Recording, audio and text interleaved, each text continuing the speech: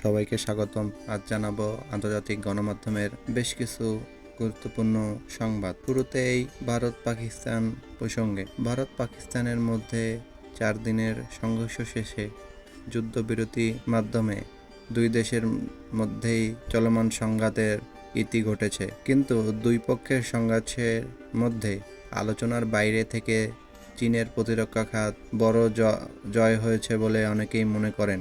দর্শক, ভারত পাকিস্তান যুদ্ধে চীনের শিল্পক্ষেত্রে ব্যাপক একটি বড় জয় হয়েছে এমনটি অনেকে মনে করেন, কারণ চীনের সমরাস্ত্র ভারতের বিরুদ্ধে পাকিস্তান ব্যবহার করেছে এবং পাকিস্তান ব্যাপকভাবে সাফল্য অর্জন করেছে। পাকিস্তান ভারত চলমান সংঘাতের বিরতি ঘটলেও ভারতে পাকিস্তানের হয়ে গুপ্তচর বৃদ্ধি সন্দেহে ভারতের পুলিশ 10 জনের বেশি নারী পুরুষকে গ্রেপ্তার করেছে, যাদের মধ্যে স্থানীয় ইউটিউবার, ব্যবসায়ী এবং ছাত্র রয়েছেন।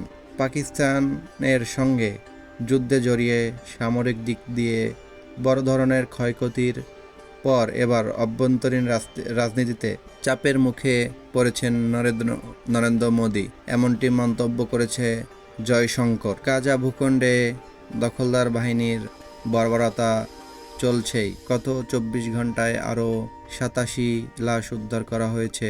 2023 অক্টোবর থেকে চলা হামলায় এখন পর্যন্ত কমপক্ষে 53,573 জন ফিলিস্তিনি নিহত হয়েছেন। ফিলিস্তিনের অবরুদ্ধ গাজা উপত্যকায় নতুন করে আবারও বর্বর হামলা শুরু করায় দখলদার বাহিনীর সাথে বাণিজ্য আলোচনা স্থগিত করেছে যুক্তরাষ্ট্র। মঙ্গলবার এ ঘোষণা দিয়েছে দেশটির পররাষ্ট্রমন্ত্রী ডেভিড লামি।